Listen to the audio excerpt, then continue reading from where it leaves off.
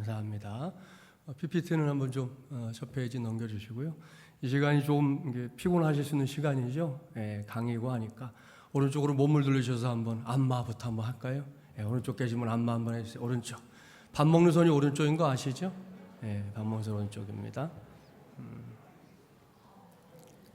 네, 시원하게 해주시면 좋을 것 같아요. 금방 얼굴이 펴지시잖아요. 왼쪽 가겠습니다. 왼쪽. 밥 안 먹는 손. 왼손잡이는 밥 먹는 손. 네.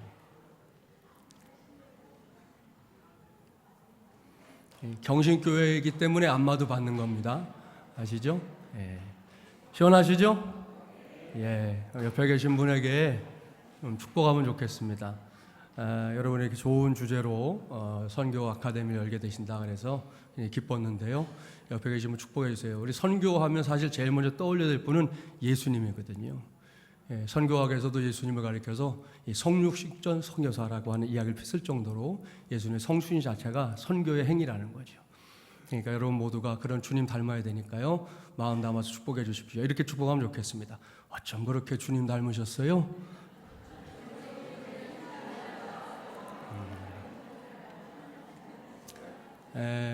저는 하여튼 축복하는 걸 좋아해서 지금까지 한 수십 년 축복하고 다니는데 이유는 한 가지입니다. 딱 민수기 14장 28절 너희 말이 내 귀에 들린 대로 내가 너희에게 행하리라. 저는 그 말씀을 100% 믿거든요. 그러니까 지금 축복하는 분들 중에 이런 분이 있을 수 있어요. 얘가 무슨 주님 닮아. 내가 너하고 수십 년 신앙생활 했는데 하는 짓이라고는 XX 이럴 수 있죠. 그럴 수 있는데 여러분 축복하면 주님 닮게 되는 거예요. 그게 우리 주님의 약속이잖아요. 한 번만 더 축복하고 우리 강의 시작하려고 하는데요. 옆에 계시면 성별 구분을 좀 하시면 좋겠어요. 남자분이면 이렇게 축복하시면 돼요. 멋진 것이 죄라면 당신은 사형감입니다. 여자분이면 예쁜 것이 죄라면 당신은 사형감입니다. 축복 시작.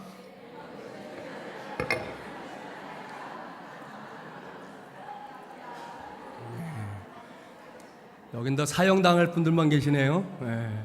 감사합니다.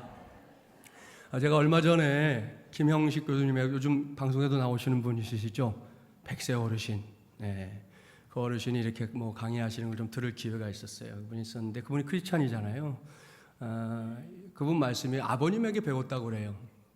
아버님이 뭐라고 말씀하셨냐면 아버님이 배우신 것도 없는 저 시골에 정말 농부에 불과하셨지만 아버님이 어려서부터 야 너는 형제가 네 마음속에 항상 이 조국을 생각하고 또 하나님의 나라를 생각하고 또 그런 사람 돼야 된다. 귀에 못이 박히게 그 얘기를 하셨대요. 그러다가 이제 이분이 신앙적으로 좀 어떤 거듭남 같은 체험을 하게 된 것은 제가 참 부럽더라고요. 안창호 선생님이 그분 섬기는 교회에 와서 강연을 한 번 했대요. 도산 안창호 선생님이. 근데 그날 들었던 그 강연이 자기가 평생 잊지 못할 강연이라는 거예요.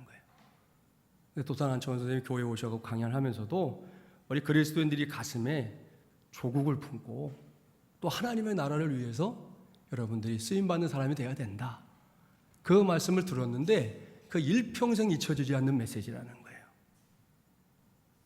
거예요. 그래서 그렇게 살았더니 자기가 100세가 되도록 그런 일을 하고 있더라.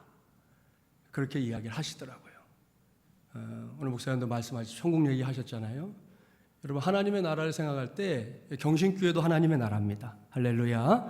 자, 그런데 우리의 진짜 생각은 전체 하나님의 나라에 있어야 되거든요. 온 우주에 충만한 하나님의 나라. 그 중에서 내가 어떤 몫을 하고 내가 속해 있는 구역은 어떤 몫을 하고 내가 속해 있는 부서는 어떤 몫을 하고 또 우리 교회는 어떤 몫을 하고 이렇게 주어져 있는 것이죠. 그 전체 하나님의 나라에 대한 고민을 함께하는 이 선교 아카데미가 되면 여러분들도 하나님이 그 그릇만큼 쓰시게 될 줄 믿습니다. 좀 전에 말씀 읽으셨지만 말씀 한 거 더 좀 보려고 하는데요. 요한계시록 말씀인데요. 잘 보시나요? 보이시죠? 5절부터 10절 말씀인데 이 말씀이 선교적으로 굉장히 중요하고 또 요즘 우리 시대의 문제랑도 좀 연결이 되어 있어요. 그래서 제가 한 절 여러분이 한 절 교독해 보려고 합니다. 5절 제가 먼저 읽겠습니다. 유다 지파 중에 인침을 받은 자가 1만 2천이요 르우벤 지파 중에 1만 2천이요 갓 지파 중에 1만 2천이요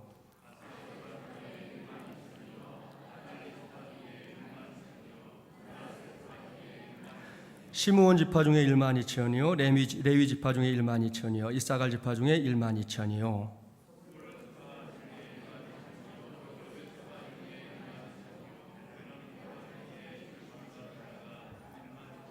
이 일 후에 내가 보니 각 나라와 족속과 백성과 방언에서 아무도 능히 셀 수 없는 큰 무리가 나와 흰옷을 입고 손에 종려가지를 들고 보좌 앞과 어린 양 앞에 서서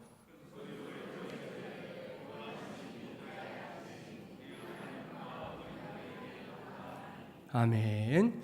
여러분, 이 말씀은 이제 오늘 선교적으로도 중요한데 그 전에 한 가지만 좀 점검하고 가려고 합니다. 한국 교회를 뒤흔들어 놨던 그동안 많은 이단이 있었지만 아주 고약한 이단 뭐죠? 신천지죠. 신천지 잘 아시잖아요. 신천지 때문에 몇 해 전에 전국 교회들이 몸살을 앓았어요. 더군다나 그때는 이 사람들이 아주 고약한, 그야말로 숨어들어서 산 옮기기라는 말을 붙일 정도로 교회 전체를 흔들어 놓든지 구역을 빼가든지 이런 일들이 전국에서 일어났습니다. 그런데 그 사람들이 이야기했던 것 중에 다른 거 다 놔두고 이 말씀만 우리 성도들이 제대로 알았어도 그런 일들에 빠질 이유가 없어요. 바꿔 말하면 뭐냐? 성경은 들고 다녔는데 이 말씀이 무슨 뜻인지 읽어보지도 않았고 읽어봤어도 의미를 몰랐고 그래서 그렇게 엉터리 같은 말도 안 되는 것에 빠져들었다는 얘기거든요. 자, 우리 신천지도 얘기하는, 다른 이단들도 얘기하는 경우 있죠. 신천지가 뭐 얘기했죠? 14만 4천 얘기했어요. 그렇죠? 14만 4천 안에 들어가야 된다. 지금은 넘어갔어요, 그 숫자가. 그러니까 지금은 또 딴소리 하고 있는데 아무튼 14만 4천에 들어가야 된다고 막 사람들을 쪼아서 기성교회 다니는 사람들을 막 뭉태기로 훔쳐갔거든요. 그런데 이 말씀만 알았더라면 그것이 얼마나 엉터리 같은 가르침인지 알 수 있는 거거든요. 자, 지금 우리 유다 지파부터 시작해서 마지막 베냐민 지파까지 나왔죠. 1만 2천, 1만 2천. 그래서 14만 4천이잖아요. 자, 이 사람들은 제가 단도직입적으로 물을게요. 유대인입니까? 이방인입니까? 정확하게 얘기하세요. 유대인이에요? 이방인이에요? 유대인이에요. 그렇죠? 유대인이에요. 14만 4천이 상징적인 숫자든 아무튼 어떤 숫자든 간에 관계없이 요한계시록 해석이 분분하니까 아무튼 이 숫자는 어떤 모양의 숫자로든 셀 수 있는 숫자다, 없는 숫자다? 셀 수 있는 숫자예요. 그렇죠? 세웠잖아요. 1만 2천, 1만 2천, 1만 2천. 유대인들의 숫자고 셀 수 있는 숫자예요. 자, 그런데 그 밑에 제가 빨간 글씨 해놨죠. 9절에 각 나라와 족속과 백성과 방언에서 어떻게 해요? 아무도 능히 셀 수 없는 큰 무리. 유대인이에요? 이방인이에요? 이방인이에요. 그러면 우리는 유대인입니까? 이방인입니까? 이방인이에요. 우리는 어디에 들어야 돼요? 능히 셀 수 없는 큰 무리에 드는 거예요. 14만 4천이 아니라니까? 이 엉터리 같은 기본적인 성경에 대한 이해도 없이 거기에 빠져들었으니 이게 기가 막힐 노릇이라는 거예요. 요한계시록만 한 번 읽어봤어도 그런 엉터리 이단에 빠질 일이 없는 거예요. 하나님의 말씀은 살아있는 말씀, 진리의 말씀인 줄 믿습니다. 우리가 그 말씀대로 믿는 게 신앙이에요. 좀 전에 좀 일찍 와서 목사님 또 우리 김규태 목사님 같이 얘기를 나눴는데 오늘날 서양에서도 더 부흥하는 교회들은 아주 근본적인 뿌리를 붙잡고 있는 신앙을 가진 성도들이 부흥하더라는 거예요. 이것저것 현대적인 칼라로 막 입힌 그런 교회가 부흥하는 게 아니에요. 하나님의 말씀을 말씀 그대로 믿는 교회가 부흥할 줄 믿습니다. 그게 우리가 가져야 될 신앙이잖아요. 그러니까 이 말씀 자체만 가져도 여러분 신천지는 콧방귀를 껴야 되는 거예요. 엉터리 얘기하는 거니까. 그런데 전혀 귀를 기울일 이유가 없다는 거. 이건 이제 미리 하나 말씀드리고요. 여기서 핵심은 이겁니다. 결국은 각 나라와 족속과 방언에서 온 거대한 무리가 어린 양을 찬양하고 있는 거. 이게 구원의 완성의 시대를 보여주는 거지 않습니까? 그 그림을 여러분의 머릿속에 그려가면서 한번 정리를 해보려고 합니다. 자, 그 의미를 우리가 보려고 하는데 F5 한번 눌러주세요. 예, 됐습니다. 자, 교회의 선교는 결국 뭐냐? 무익하지 않을 것이다. 여러분이 지금 선교에 대해서 이번 달 내내 지금 함께 강의도 들으시고 또 생각도 나누시고 기도도 하시고 그럴 텐데 교회의 선교는 절대로 무익하지 않은 것이에요. 사실 우리 한국교회가 이만큼 되기까지도 한국교회가 선교하는 교회였기 때문에 가능했던 것이죠. 선교하지 않고 그저 받아들이는 교회로서의 역할만 했다면 오늘 한국교회의 위상은 지금의 위상은 절대 되지 못했을 겁니다. 그러니까 여러분들이 앞으로 지금까지도 애쓰셨지만 이제 이번을 기해서 또 다른 그 다음 걸음 행보를 옮길 때에 여러분의 교회가 하는 모든 선교 행위는 결코 무익한 것이 아니다 하는 확신을 가지시고, 우리가 단돈 1,000원을 헌금해도 그 1,000원에 쓰이는 쓰임새가 우리가 생각하는 것을 뛰어넘는 하나님의 역사가 될 줄 믿고 그 일을 위해 쓰임받는 우리 모두가 되기를 바랍니다. 두 번째로 볼 수 있는 건 뭐냐? 교회는 결국 다인종적이고 다국적인 군중의 거대한 모임을 이룰 것이다. 그럼 교회가 두 가지 교회가 있죠. 가시적 교회, 불가시적 교회라는 게 있어요.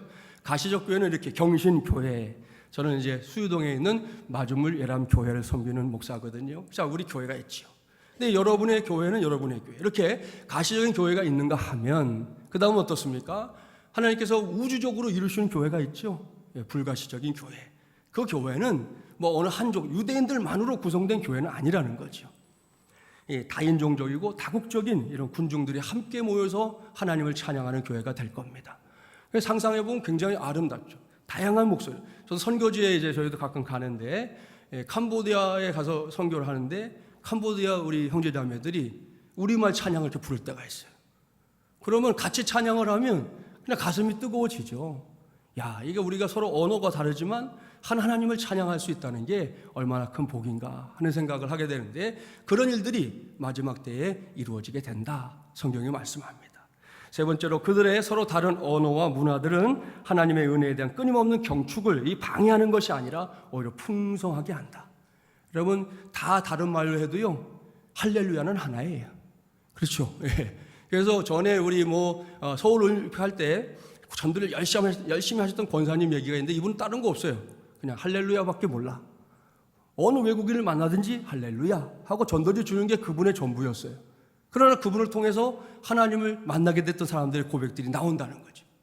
하나님이 그렇게 모든 인종들 속에서 우리가 다양한 것이 절대 방해가 되지 않는다는 거. 하나님은 오히려 다양성 속에서 하나님의 일을 이루신다 하는 것을 성경에 말씀해 주고 있는 겁니다.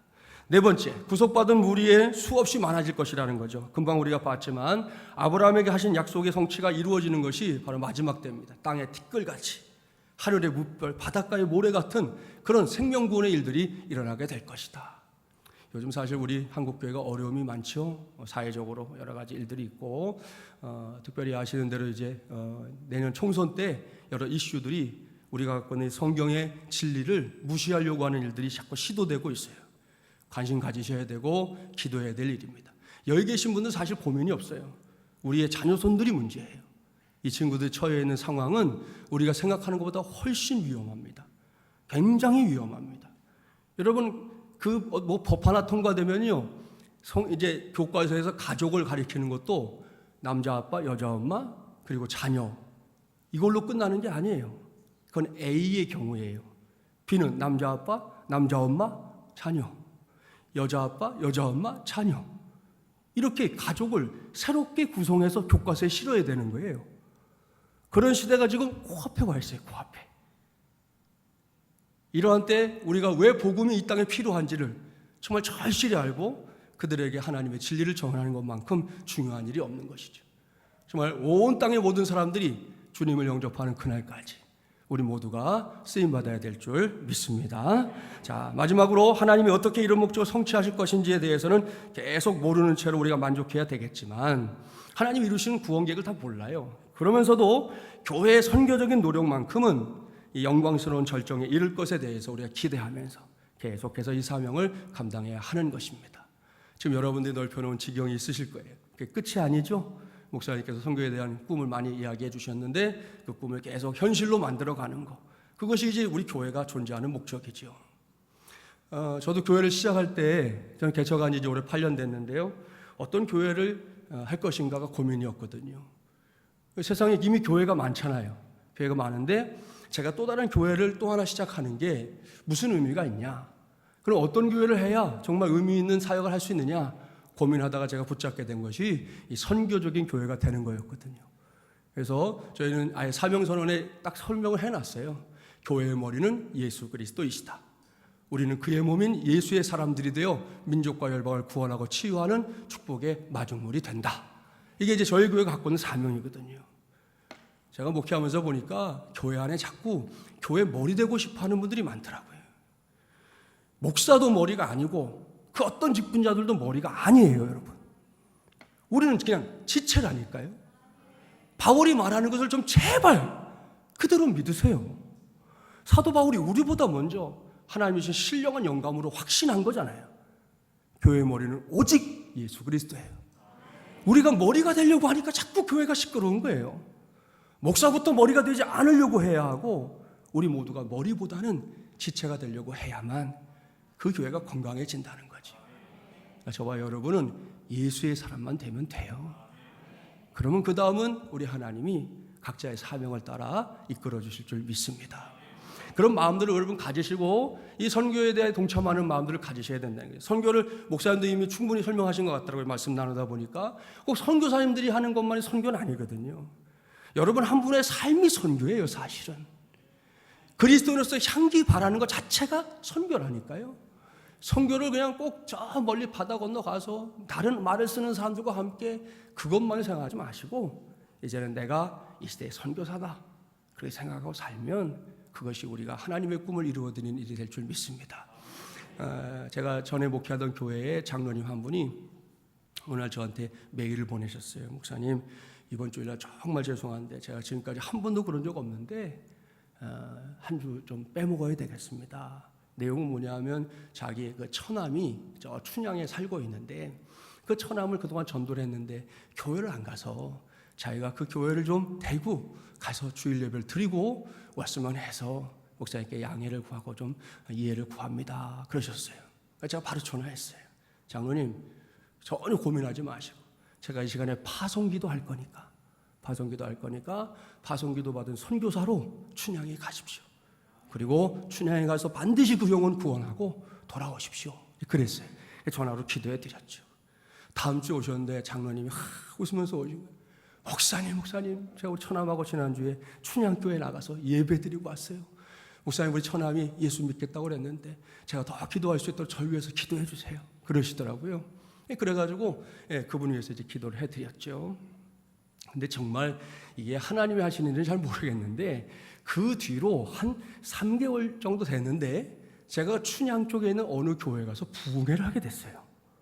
그래서 부흥회를 이제 4일 동안 하게 됐는데 이 장로님이 학교 선생님이에요. 염강여상 교감 선생님이셨거든요. 근데 이분이 내가 가 있는 동안 자기도 오시겠다는 거예요. 그래서 왜 오시냐? 자기 처남을 데리고 집회를 참석하겠다고. 12번 집회를 한 번도 빠지지 않고 참석했습니다. 새벽 예배, 낮 공부, 저녁 예배. 계속해서 그 처남을 데리고 오시는 거예요. 그리고 같이 예배하고. 결국 제가 이제 마지막에 그분의 다시 한번 신앙 고백 확인하고 영접 기도하고 춘향교회 다시 한번 목사님께 소개해드리고 지금은 집사님 됐어요. 그리고 그분이 집에서 지금 뭘 기르냐면 이 닭 같은 거 기르시거든요. 가끔 우리 교회에다 닭을 보내주세요. 그래서 지금도 닭을 잘 먹고 있어요. 얼마나 감사한 일이에요. 선교사가 꼭 뭐 목회자이든 혹은 뭐 평신도 선교사든 선교사라는 직분만 갖고 가는 게 아니죠. 우리가 선교사 이미 예수 믿은 순간부터 저와 여러분 선교사인 줄 믿습니다. 그런 마음으로 사셔야만 여러분이 하나님의 뜻을 이루어드리는 정말 좋은 선교사들이 될 줄 믿습니다. 자, 이런 성경의 전제를 가지고 이제 변화하는 선교적 상황을 좀 살펴볼 필요가 있습니다. 이 부분이 참 우리가 고민을 많이 해야 될 부분입니다. 제일 첫 번째 내용을 보면 선교는 사람이 있는 곳에서 일어나는 사건이다. 이건 제가 개인적으로 생각하는 거예요. 선교가 어디서 일어나느냐? 사람이 있는 곳에서 일어나는 거예요. 사람이 없으면 아무리 지상다원 같은 환경도 선교가 될 수 없는 거거든요. 어디든 사람이 있는 그곳에 선교가 일어난다. 이것을 여러분들이 꼭 기억하시길 바라요. 결국 그러니까 여러분의 동네도 선교지죠. 직장 선교지죠. 학교 선교지예요. 동네 선교지죠. 우리가 어디에서든 사람이 있는 곳에서 일어나는 사건 자체가 하나님의 선교이기 때문에 그 일에 우리가 관심을 가져야 돼. 결국 우리는 사람에게 관심을 가져야 되는 거죠. 내가 알고 있는 누군가 개인이 됐든 혹은 어떤 모임이 됐든 그 사람들에 대한 관심이 곧 선교의 출발이다라는 것을 우리 모두가 꼭 명심해야 되겠습니다. 그래서 오죽하면 루터는요 이런 얘기도 했어요. 루터 잘 아시죠? 루터가 뭐라고 그랬냐면 만약에 예수님이 지옥에 가 계신다면 나는 거기에 가겠다는 거예요. 그 다음이 더 중요해. 예수님이 가신 그곳은 더 이상 지옥일 수 없으니까. 거기도 예수님은 구원하실 것이기 분명하기 때문에 그런 고백을 가졌습니다. 그러니까 여러분 어디에든 사람 있는 곳이 내가 가야 할 곳이고 거기가 바로 선교가 일어나는 곳이다 하는 걸 먼저 염두에 두시기 바라고요. 자, 그 다음에 우리 주요하게 봐야 될 게 교통의 발달이에요. 여러분 그 정글의 법칙이라는 거 혹시 가끔 보셨나요? 보신 분들 계시죠? 한 번쯤은 보셨을 것 같은데, 이 정글의 법칙이 처음에 방송을 타고 나서 사람들에게 굉장한 반응을 일으켰어요. 이야, 저런 프로그램을 다 하네? 근데 그 다음에 이 무슨 아무개라고 하는 여배우가 그걸 갔다 온 다음에 이게 논란이 됐어요. 왜냐하면 이 친구가 갔다 와서 하는 말이, 가보니까 뭐 동물들도 이렇게 풀어놓고 뭐 잡고 뭐 그러는 거지, 그렇게 방송에 나오는 실제 상황이 아니다, 이런 얘기를 해버렸어요, 방송에다가. 그래가지고 사람들이 이제 시청자들을 우롱했다. 그래가지고 뭐 SBS를 막 질타하고 난리가 났어요. 그때 SBS 측에서 정식으로 발표한 게 있어요. 뭐냐 하면, 여러분이 생각하는 그런 오지는 더 이상 지구상에 존재하지 않습니다. 그러니까 사람들이 막 환상이 있는 거예요. 오지에 대한 환상. 예전에 선교사님들, 진짜 우리나라 처음에 선교사님들 오셨을 때 그때처럼 전혀 모르는 미지의 세계에 대한 환상이 사람들에게 너무 많다는 거죠. 근데 그런 세상은 이제 없다는 거예요. 시간이 걸려서 그렇지 어디든 다 갈 수 있습니다. 이제 시간도 단축됐죠. 여러분, 부산도 하루 왕복 가능합니다. 제가 지난 가을에 우리 전도대 데리고 제주도를 갔는데요, 제주도도 하루가 가능하잖아요. 또 일찍 가면요, 비행기표도 싸요. 저희가 갔는데 갈 때 25,000원. 그러니까 미안해요. KTX 타면 어떻게 돼 있어요? 그 곱절은 내야 됩니다. 부산까지도. 그렇잖아요. 근데 비행기를 타는데 25,000원, 25,000원. 올 때는 37,000원. 그러니까 한 사람 경비 6만 원 가지고 비행기가 다 끝난다니까요. 지금 그런 시대가 됐어요. 얼마나 정말 이런 교통의 발달이 눈부신지 알 수가 없는 거죠. 근데 그 발달이 결국은 선교를 훨씬 용이하게 만들고 있다. 그것이 우리가 처해 있는 환경의 변화입니다. 또 하나, 자, 통신의 발달도 중요하죠. 제가 요 밑에 지금 이름을 바꿔줘야 정확히 모르겠는데, 신흥교회라고 신답교회 맞은편에 있는 교회에서 전임 전도사를 했습니다. 그때 제가 모셨던 목사님께서 전화기를 쓰고 계신 핸드폰, 원래 그 전 단계는 아시죠? 벽돌폰, 자동차에 카폰이라는 거 있었어요. 카폰. 그거 말고 모토로라라는 회사에서 나온 까만 그 핸드폰이 있었는데, 그것도 좀 벽돌 수준이에요. 좀 두꺼워 이만한 거. 그걸 그때 그 목사님이 쓰고 계셨고, 저는 삐삐 찼어요. 삐삐가 얼마나 괴로운 건지 차본 사람만 알아요. 삐삐가 없을 때는 목사님이 뭐 교회로 전화하셨는데 제가 자리에 없으면 끝나는 거잖아요. 그렇죠? 삐삐는 제가 자리에 없으면 목사님 저를 찾을 거 아니에요. 울리면 바로 가야 되죠. 거의 족쇄 수준입니다. 족쇄 수준. 근데 그 당시에 그 목사님이 아무튼 그 쓰시던 전화기를 얼마 뒤에 스타텍이라고 있지도 않아요. 스타텍이라는 모토로라에서 난 접는 폴더식의 휴대폰이 정말 뭐 사람들한테 센세이션을 일으킬 만한 놀라운 게 나온 거예요. 딱 접으면 요만하니까. 그리고는 목사님이 그 쓰시던 걸 절 줘가지고 제가 그 모토로라 휴대폰을 한동안 썼던 기억이 있어요. 그때는 뭐 무겁기도 하고 충전해봐야 얼마 쓰지도 못했어요. 그 다음에 아시죠? PCS라는 게 또 나왔어요. 그죠? 예, 그 다음에 CT폰이라는 것도 나왔었고, 뭐 이런 걸 거쳐가지고 지금 여러분이 스마트폰을 쓰고 계신 거죠. 자, 우리 어르신들도 계시면 스마트폰 가지고 요즘은 영상 보는 거 굉장히 유용해졌죠. 뭐 교회 목사님 설교도 스마트폰으로 보는 분들도 있고, 저희 장로님 은퇴하신 분이 계시는데 그분은 뭐 수시로 뭘 보내시는데 받으면 또 답장을 해드려야 되잖아요. 장로님 감사합니다 해드려야 되잖아요. 아주 그냥 취미가 되셨어요. 저한테만 보내는 게 아니라 막 교인들한테 다 보내시는 거죠. 그런 시대가 지금 되어버렸어요. 스마트폰 하나면 웬만한 사무실 업무는 다 볼 수 있습니다. 팩스 보내는 거, 뭐 영상 보는 거 기본이고, 뭐 문자, 카톡 기본이고, 못할 게 없어요, 웬만한 거는. 그렇죠? 그런 시대에 우리가 지금 살고 있는 것이죠. 대단한 발달을 우리가 경험하고 있고요. 특별히 이제 인공지능에 대한 이야기, 뭐 여러분 아시는 대로 알파고 보셨죠, 직접? 사람들이 다 충격을 받았는데, 인공지능이 이제 그런 정도가 아니고, 혹시 이 책을 보신 분이 계신지 모르겠어요. 이 사람 보신 적 있으세요? 작년엔가 우리 방송에도, 예능 방송에도 나왔어요. 설민석이라고 하는 그 강사가 이분을 만나더니 unbelievable 뭐 계속 그 얘기만 하는 거예요. 예? 이 사람이 누구냐 하면 히브리 대학에서 가르치고 있는 유발 노아 하라리라고 하는 사람이에요. 이름을 보니까 우리가 되게 친숙하죠. 야발, 유발, 성경에 나와요, 안 나와요? 나오죠. 노아 나오죠. 유대인입니다. 유대인 학자인데 이분이 쓴 책이 호모 사피엔스라는 책이 먼저 우리나라에도 소개가 돼서 굉장히 많은 사람들이 전 세계적인 이 베스트셀러입니다. 이 책이. 자, 결국 이 호모 사피엔스는 지혜로운 인간, 슬기로운 인간 이런 학명인데 우리 지금 현생 인류를 말하는 거예요.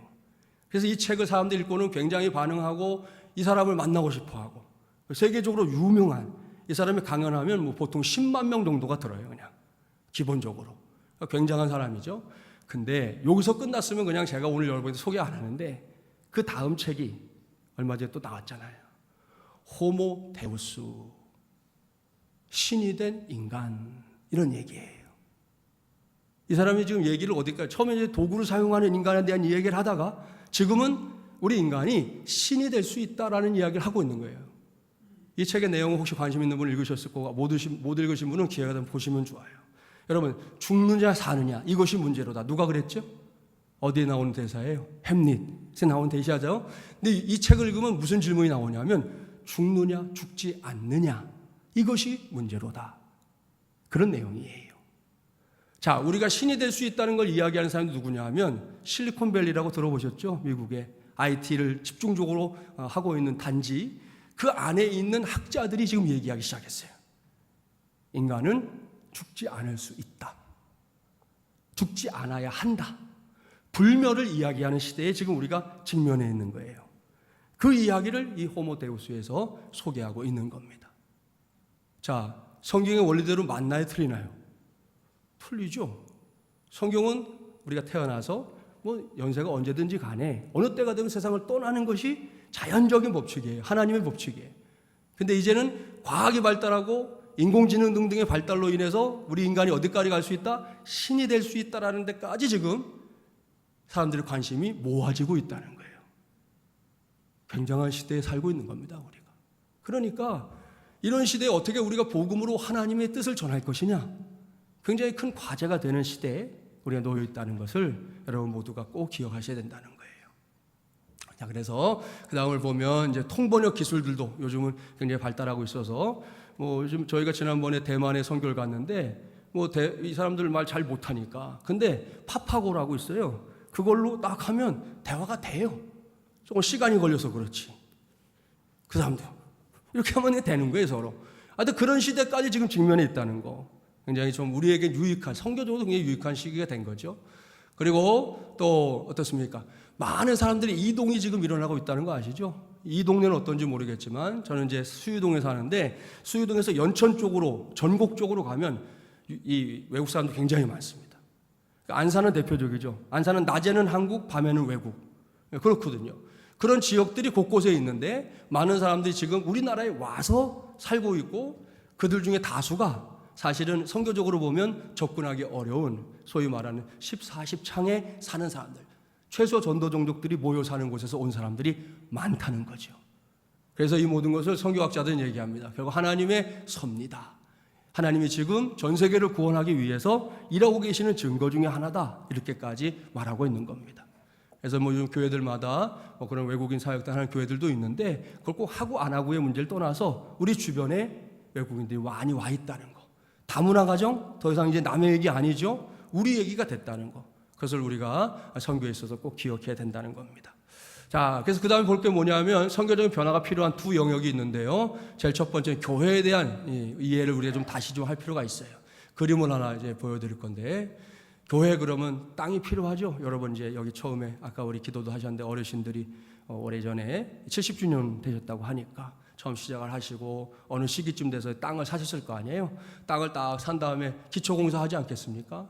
기둥도 세워야죠. 기둥을 한 3개 정도 세우면 될 것 같아요. 지붕도 얹고 이렇게만 하면 그냥 집이지만 십자가 딱 걸어야죠. 그래야 이제 교회가 되지 않겠어요? 자, 제일 바닥은 우리가 보통 예배라고, 이게 저희가 처음에 신학교 갔을 때 배웠던 내용이에요. 교회를 이루는 5가지 표지가 있는데 제일 바닥은 예배입니다. 아무튼 예배가 없이 교회는 존재하지 않아요. 여러분 아무리 교회가 수없이 많은 선한 사업을 해도 예배가 제일 첫 번째인 줄 믿습니다. 봉사하시는 분들 정말 조심하셔야 돼요. 저는 우리 교회에서 잔소리합니다. 항상 봉사만 해 예배 안 하고 봉사하지 말라 이거예요. 안 해도 돼. 하나님께 내가 드리는 예배 없이 봉사하지 말라는 거예요. 교육자들 반드시 하나님께 드리는 자기 예배 있고 그 다음 가서 사역하는 거예요. 이거 어기는 사람들이 지금 한국교회 얼마나 많은지 몰라요. 큰일이에요, 큰일. 이거 무너지면 다 무너지는 겁니다. 아무리 우리가 이러니 저러니 해도 예배가 영순입니다. 할렐루야. 꼭 앞으로 여러분 그거 지켜주시기 바라고 여러분의 자녀들에게도 부지런히 가르치셔야 돼요. 자, 끝나지 않죠. 그거 다음에 뭐 교육, 봉사도 해야 되고 교제, 친교도 해야 되고, 그죠? 그 다음에 이제 우리 선교 전도를 하죠. 뭐 이걸 좀 작게 하는 교회들도 있긴 있어요. 작게 하는 교회들도 있죠.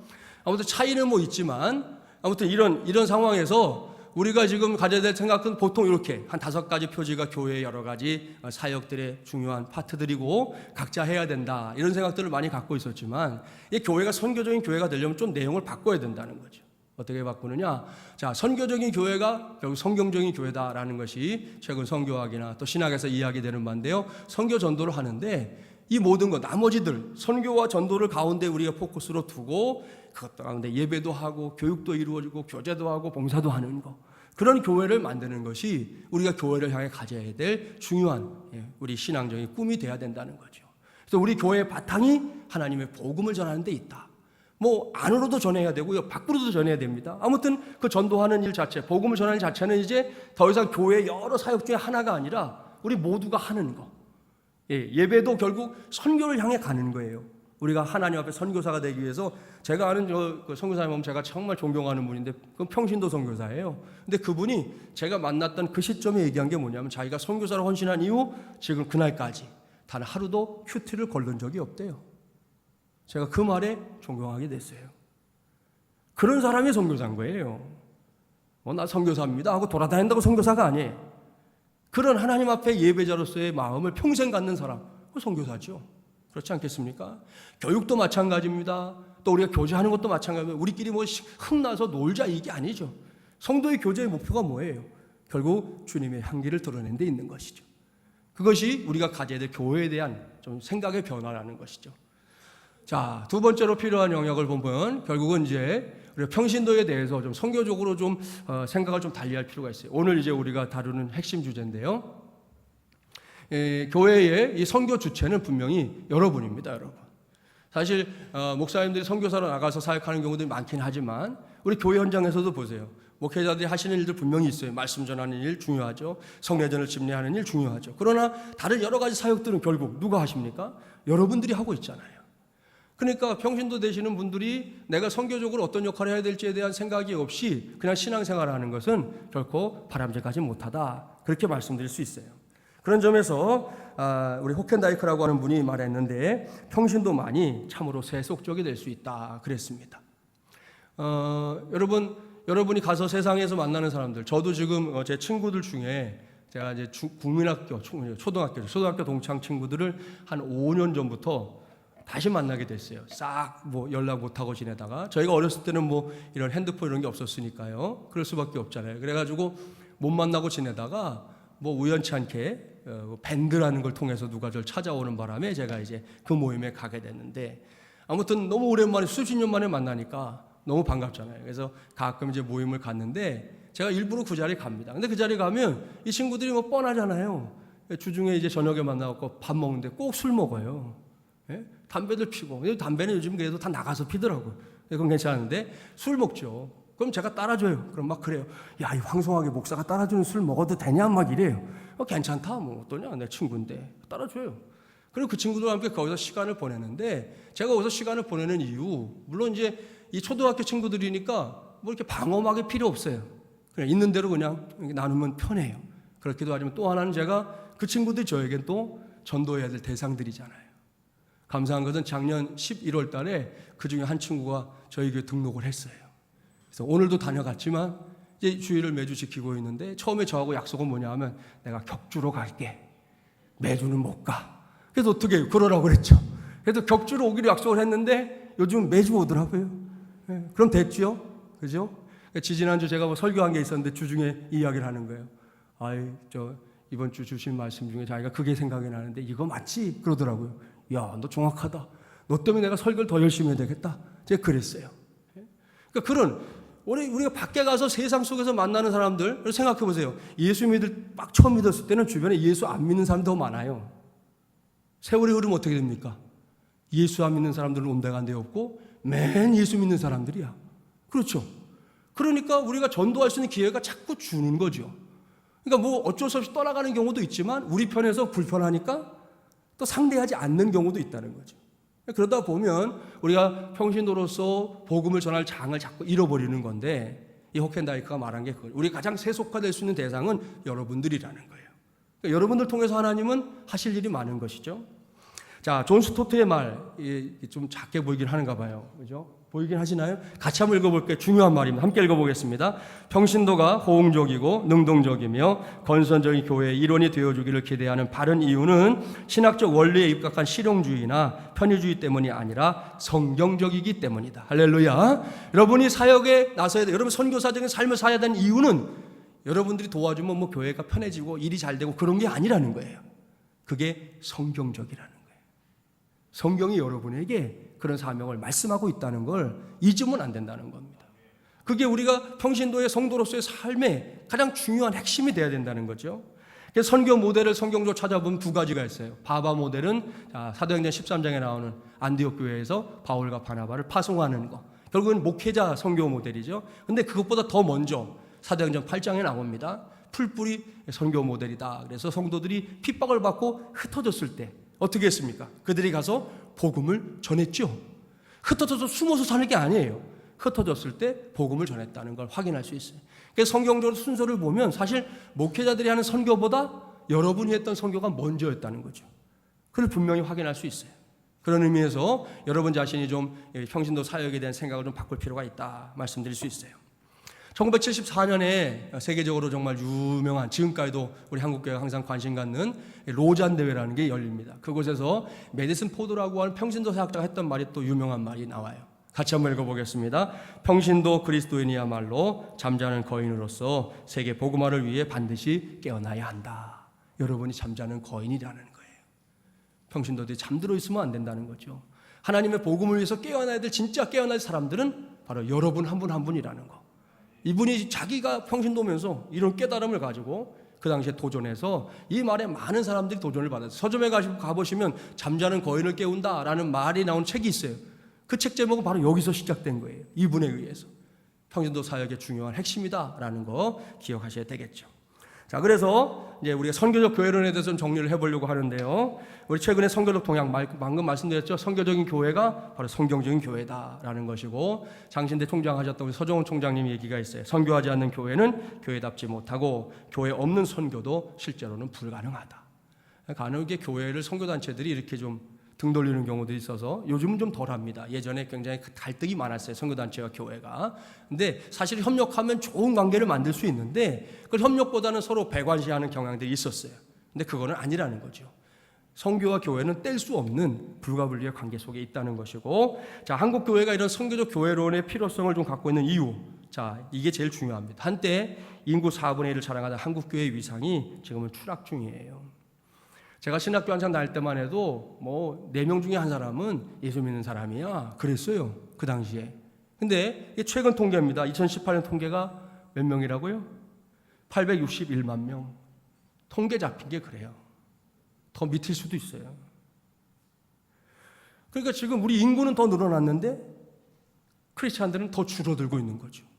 이게 되게 심각한 일입니다. 여러분, 청소년들은 지금 최소 전도 종족이라고 그래요. 지금 청소년들의 그 복음화율이 3% 미만이에요. 학교에 가면 100명 중에 3명 정도나 예수 믿을까? 여러분들이 이렇게 신앙생활 나름대로 행복하게 하고 있는 동안 우리 자녀손들은 하나님으로부터 멀어지고 있는 거예요. 예전처럼 학교 앞 전도 가능합니까? 보안관들이 나와서 아유 가세요. 못 들어옵니다. 이래요 지금. 할 수가 없어요. 어떻게 애들하고 접촉점을 만들 길이 없는 거예요. 저는 개척한 목사이기 때문에 더군다나 그것 때문에 고민을 많이 했는데, 고마운 거는 아이들이 교회를 좋아해 주니까 아이들이 전도를 하는 거예요. 여러분의 교회가 이렇게 다 안정되어 있으시니까 감사한데, 저는 이제 뭐 한창 막 고군분투하고 있어요. 이제 한 200명 좀 넘게 아이들하고 여기 모이고 있는데, 저는 우리 교회 학교 아이들이 교회를 좋아해 주니까 그렇게 고마울 수가 없어요.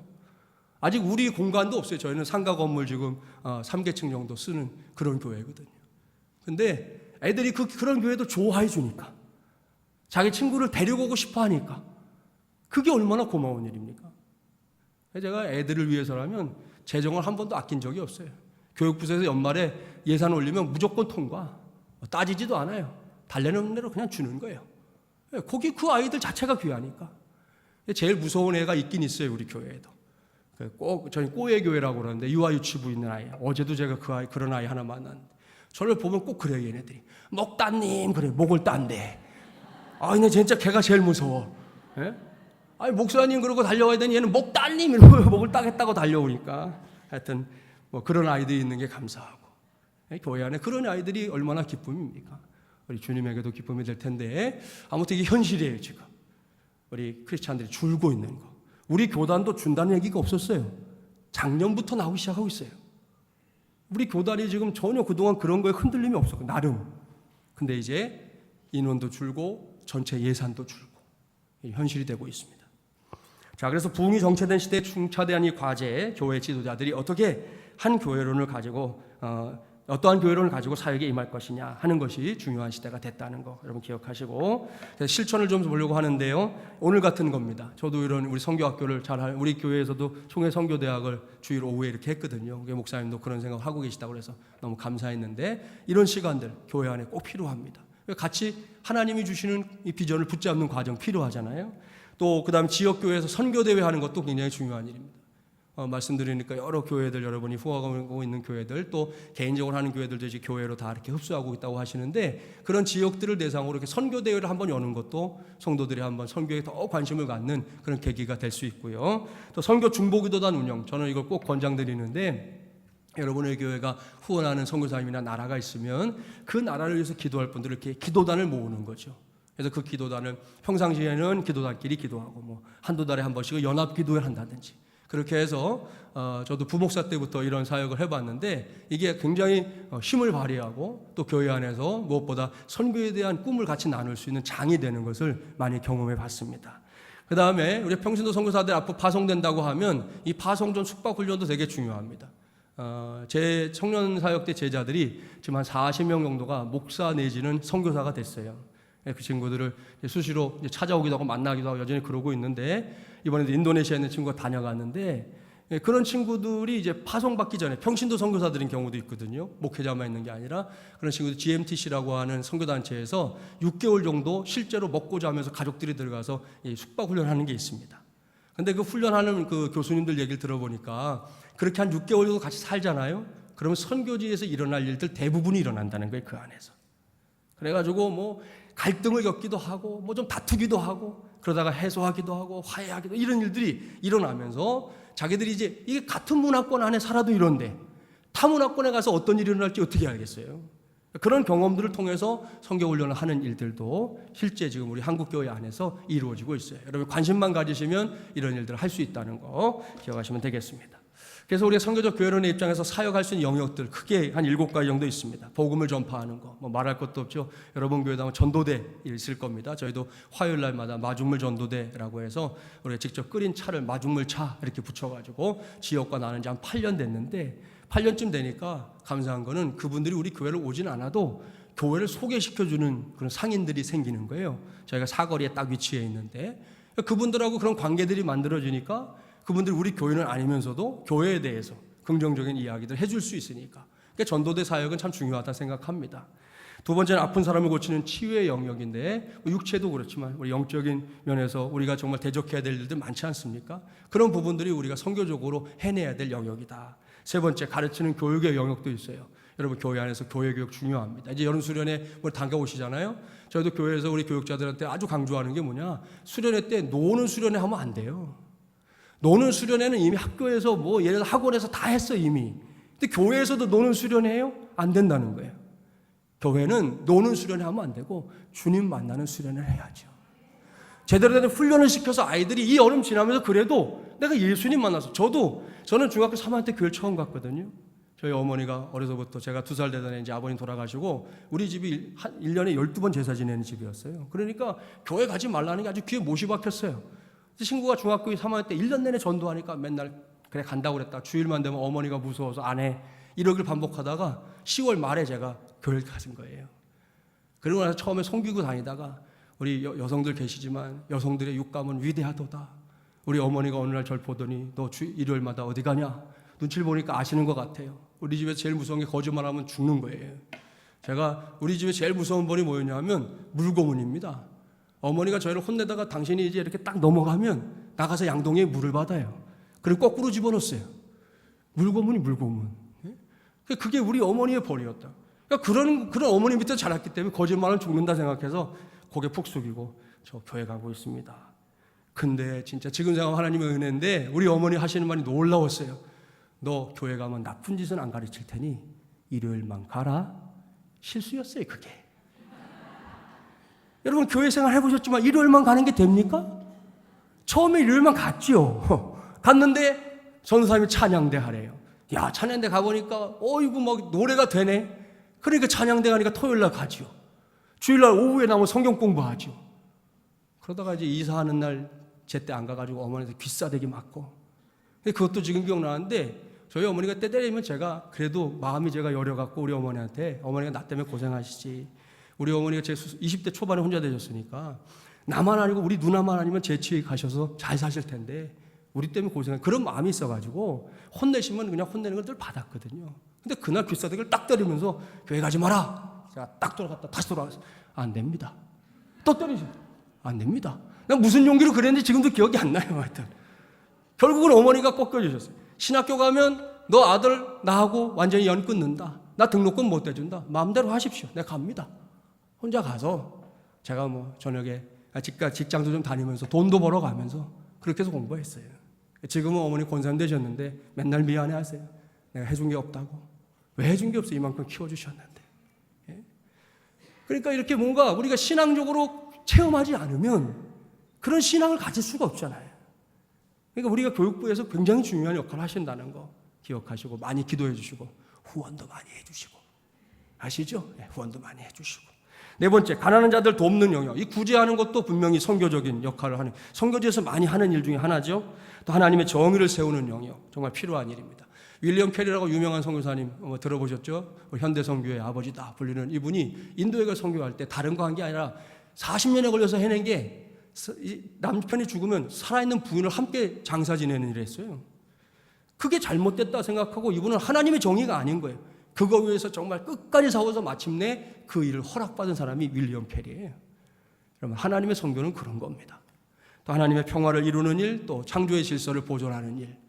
여러분 또 이게 안 넘어갔네요. 이거 우리가 그 자연 질서, 뭐 자연 운동 이런 거 하는 거, 자연 보호 운동 다 사실은 우리 선교적인 역할입니다. 기억하시고. 자, 넘어가 보겠습니다. 선교적 교회라는 특징을 보면 네 가지 간단하게 설명할게요. 제일 첫 번째, 여러분의 공동체가 예수님의 삶을 재현하는 공동체가 돼야 돼요. 예수님이 하신 3대 사역 아시죠? 티칭, 프리칭, 힐링.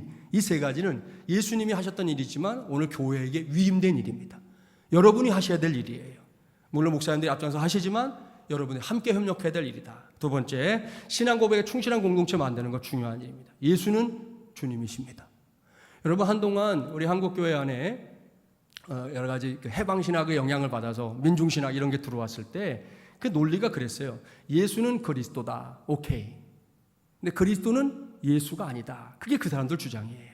뭐냐 하면 예수님이 그리스도인 거 맞지만 그리스도는 전태일 같은 친구도 그리스도라는 거예요. 그래서 그리스도는 예수님만이라고 하면 안 된다는 거죠. 그런 신학적인 분위기가 한국교회에 있었어요. 실제로. 그 당시에 한창 뭐 사회운동 일어날 때 뭐 누구 세상 떠나가신 분 이제 노제하고 그러면 그런 데 가서 목사님들 중에 그런 데 빠져 계신 분들이 전태일 예수의 이름으로 기도합니다. 그랬어요. 그 당시에는. 여러분 잘 못 듣던 얘기죠. 여러분 관계없이 살았으니까. 그런 시절이 있었다는 거예요. 그건 우리 신앙 고백이 될 수 없어요. 자, 사도행전 4장 12절 잘 아시죠? 천하 인간의 구원을 얻을 만한 다른 이름을 주신 일이 없다 있다? 없다. 할렐루야. 예수만이 구세주입니다. 우리가 다른 종교와 종교의 이름으로 연합해서 일할 수도 있어요. 괜찮아요, 그거. 저희 동네는 꼭 뭘 하냐면 연말에 우리 한신교회 측, 우리 기장 측 교회하고 천주교회하고 화계사라는 이 세 종교단체가 모여가지고 바자회를 해요, 매년. 바자회. 그런데 가서 사주는 거 괜찮죠. 우리 보고 도와줄 수 있어요, 얼마든지. 그런데 예수님이 그리스도만은 아니야. 절대로 용인할 수 없죠. 그걸 인정해 줄 수 없는 거예요. 하고 안 하고가 분명해야 돼요. 같이 어우러진다고 그게 다 되는 겁니까? 될 수 없는 거예요. 가끔 우리가 이렇게 말하면 예수 믿는 사람 편협해 그러죠? 꼭 기억하셔야 돼요. 진리가 하나일 때 그거 지키는 게 편협한 겁니까? 아니에요. 하나인데 그걸 지키려고 목숨도 버리는 게 기독교 신앙이에요. 그러니까 순교가 일어나는 게 기독교 신앙 안에서는 이게 바꿀 수 없는 진리거든. 이걸 놓치면 죽으니까. 그러니 내가 죽겠다는 거예요. 그래서 순교가 일어나는 거예요. 우리의 신앙 고백이 되기를 바랍니다. 세 번째는 섬김의 리더십을 갖춘 공동체가 되는 거예요. 여러분, 지역을 섬기는 일 정말 중요합니다. 저희는 처음에 교회 시작할 때 작은 교회를 시작했는데 제가 이런 걸 좋아하는 걸 알고 저희가 7월 달에 첫 예배를 드렸는데 12월 달 되니까 집사님 한 분이 100만 원을 갖고 왔어요. 목사님, 성탄들도 다가오는데 지금 우리 교회 형편상 덥고 이런 거 어려운데 목사님 하고 싶으시죠? 제 마음을 읽었나 봐요. 그래가지고 그 100만 원을 가지고 쌀 20kg짜리를 쫙 사가지고 지역에 있는 독거노인분들과 소년소녀 가장들을 돕기 시작한 게 이제 저희가 처음 시작이었어요. 그래서 연말만 되면 동사무소에서 이제 그걸 담당하고 있는 담당자에게 연락을 하면 저희 지역에 있는 분들 명단을 줍니다. 그럼 우리 교회가 이제 준비해 놨다가 사람들이 직접 가서 전달하는데, 가서 마중을 예랑교회에서 왔다 이런 말도 못하게 해요. 못하게 하고 그냥 가서 성탄절에 예수님 탄생의 기쁨 전하러 왔습니다 하고 전달해 드리고, 혹 기도해 달라고 그러면 기도해 드리고, 아니시면 인사하고 나오라는 거예요. 그렇게 이제 8년 동안 하니까 지역에서 이게 또 순교도 알긴 알더라고요. 이 담당자가 또 얘기도 하고, 우리는 원하지 않았지만 그렇게 해서 지역과 호흡하는 일이 굉장히 가능해지는 거죠. 그래서 이 사회복지 담당자랑은 굉장히 친해요. 가끔 전화해요. 목사님, 우리 동네에 이런 일이 있는데 좀 도와줄 수 있으세요? 할 수 있으면 오케이. 좀 어렵다. 그건 좀 어렵겠네요. 얘기하면 되는 거거든요. 그렇게 우리가 지역을 섬겨나가는 일이 다 선교적 행위가 된다. 네 번째, 증인들의 공동체. 실제로 여러분들이 복음을 전해서 세우는 직접적인 전도 행위들을 말하는 거죠. 이 사진에 나오는 교회는 저희가 캄보디아에 세운 수누월 평화교회라는 교회입니다. 우리 안수 집사님 분이 대장암으로 세상 떠나기 전에 목사님, 저 하나님의 교회 짓고 싶어요 그러셨어요. 그래서 선교지에 우리가 다니고 있었던 선교지에 이야기를 해서 땅을 400평 정도 사고 그 위에다가 교회를 졌는데, 그분이 이제 헌금하시고 그리고 이제 땅 사는 것까지만 보고 돌아가셨어요. 하지만 지금 그 아내 또 아이들이 함께 섬기면서 이제 올 겨울에 저희가 캄보디아 갈 예정인데 온 식구가 가서 함께 섬길 예정입니다. 아무튼 이런 것들이 우리가 실제로 해야 될 일들이다라는 거죠. 자, 그래서 이제 거의 마지막에 왔는데요. 선교적 교회는 실천으로 제가 여러분에게 이제 오늘 그냥 한번 보여드릴 것은 농촌 선교입니다. 이번에 정교회 수련이 되어 있으시다고 그러고, 저희도 올해는 정교회 수련에 가는데 2011년도에 개척하고 2012년도부터 매년 여름마다 저희는 농촌에 선교하러 갑니다. 여름에 이 휴가 시즌을 이용해서. 그래서 오늘 여기서 보여드릴 것은 2015년도 농촌 선교 사역인데, 일시는 이제 8월 2일부터 5일까지 경기 가평에 있는 이제 이화리 교회라는 선교회 교회입니다. 가능하면 이제 저희 교단 교회를 하는데, 간혹 이제 교단 교회가 마땅히 이제 안정이 될 때가 있어요. 그러면 이제 여기는 그때 가평에 있는 우리 교단 교회 목사님이 소개를 해가지고 했는데, 이 교회를 한번 보여드릴게요. 제가 지금까지 가본 교회 중에 가장 작은 교회입니다. 가장 작은 교회. 제가 1999년부터 농촌 선교를 다녔어요. 청년 사역 할 때부터. 지금까지 이제 담임 목회하면서도 하는데, 지금까지 가본 교회는 가장 작은 교회. 그 옆에가 사택이고요. 가운데 저 교회 건물인데 굉장히 작은 교회입니다. 아무튼 이 교회를 저희가 2년 동안 섬겼어요. 2014년, 2015년. 제가 이 시간에 이걸 보여드리는 이유는 여기에 보고 영상에 그 목사님의 고백이 있어서 그걸 이제 보여드리고 마무리를 하려고 합니다. 그래서 시간이 조금 왔는데 한번 보고요, 이제 나눠보도록 할게요.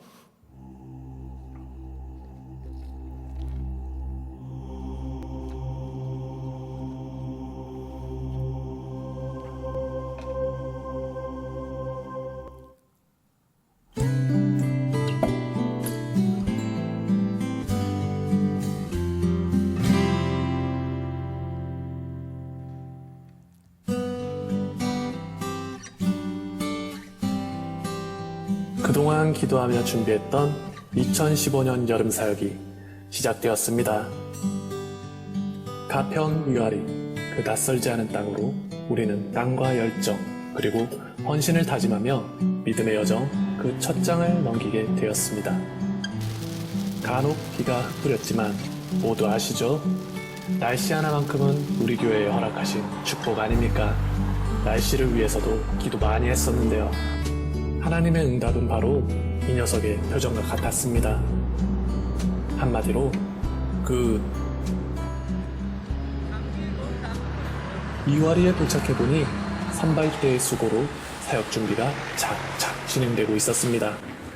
후발대로 모인 성도들까지 100여 명의 사람들이 본격적인 사역을 위해 팔을 걷어붙였습니다. 주방팀의 수고로 차려진 저녁 식사를 맛있게 먹고 나서 우리는 첫날 저녁 집회를 위해 한자리에 모였습니다. 찬양팀의 뜨거운 찬양 인도로 우리 모두는 무더위도 잊고 마음껏 하나님을 찬양할 수 있었습니다. 그렇게 열린 마음으로 준비된 성도들에게 담임 목사님은 3가지가 있는 교회라는 제목으로 하나님의 말씀을 전해주셨습니다. 첫날이라 그런지 찬양과 말씀을 듣는 아이들의 눈과 자세가 너무나 사랑스러워 보였습니다. 우리 교회를 얼마나 아는지 알아보는 시간도 가졌는데요. 목사님, 동신 전도사님, 백수진 전도사님, 전우석 전도사님. 김태식 장로님, 김홍준 장로님, 이강현 장로님, 백현아 장로님,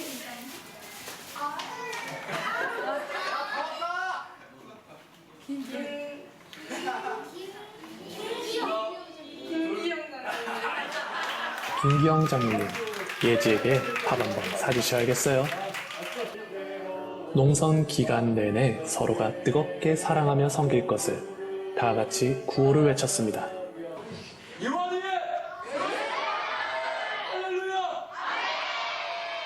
이렇게 농촌 선교 첫날을 보내고 모두가 내일의 첫 사역을 기대하고 준비하며 잠자리에 들었습니다.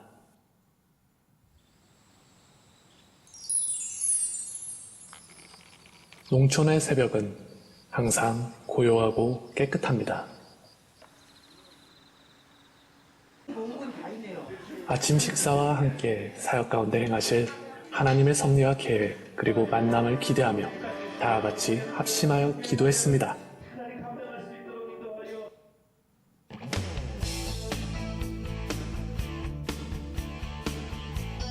그리고 그 첫 시작은 역시 마을 전도입니다.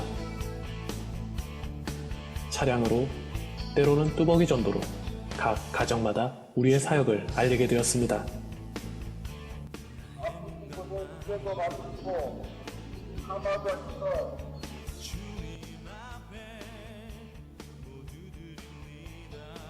각 사역의 현장마다 손님 맞을 준비로 손과 발이 분주하게 움직였습니다.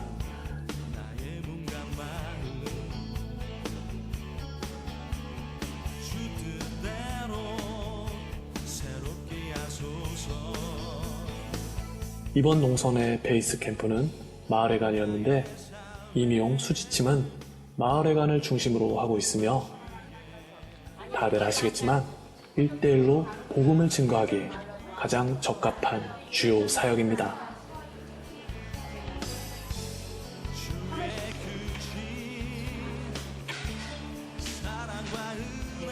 시간이 갈수록 점점 많은 주민들로 마을회관이 북적대기 시작했습니다.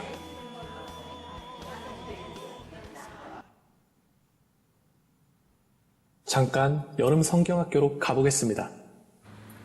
교회가 협소하고 무엇보다 갓길이 없는 차로 바로 옆에 위치해 있어서 항상 안전에 긴장하고 불편함은 있었지만 이 녀석들의 표정에서는 전혀 불안을 찾아볼 수 없습니다. 프로그램마다 수고하시는 선생님들과 열심히 호흡하는 모습에서 하나님의 열심을 느낄 수 있었습니다.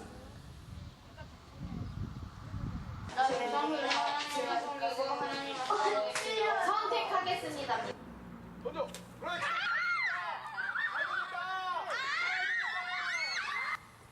올해는 특히 청소년부가 농선에 동행했습니다. 장소를 조 목사님께서 섭외해 주셨는데요. 훌륭한 강사가 있어서 그런지 아이들의 참여도와 집중력이 느껴졌습니다. 청소년부는 특별히 직접 숙소 도배를 맡아주었는데 역시 배치장도 맞들면 훨씬 낫습니다. 이렇게 본격적으로 시작된 농선 첫날을 마무리하고 저녁 집회로 모였습니다. 뜨거운 찬양과 말씀 속에 영혼의 양식을 채우며 내일을 기대하는 시간을 보냈습니다.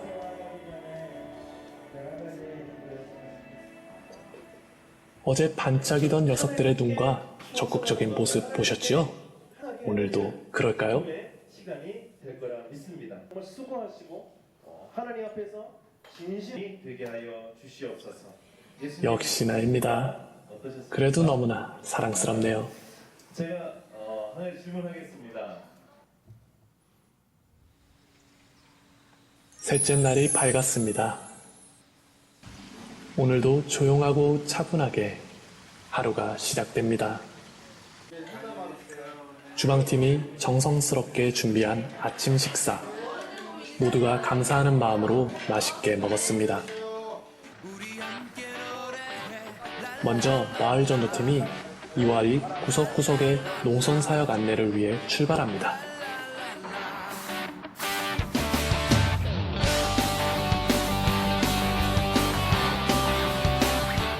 오늘은 특별한 분들을 좀 소개해 드릴까 하는데요. 눈에 띄지 않게 성도들의 손발이 되어주신 분들, 바로 차량팀과 회계 집사님인데요. 필요로 하는 곳이면 언제든지 달려가서 사명을 감당해 주었습니다. 집수리팀은 그야말로 어디든지 무슨 일이든지 조건 없이 성실하게 처리해 주셨습니다. 이와리 교회 옆에 쓰레기 처리장을 만드는 것부터 시작해서 지붕 수리와 문짝 교체, 지하수 펌프장 수리 등등 집수리팀의 손길이 닿는 곳마다 세단장이 이루어졌습니다. 촬영하면서 보니 새벽부터 제일 먼저 사역을 시작하셨습니다. 사실 건설업에도 전문 분야가 있지 않습니까?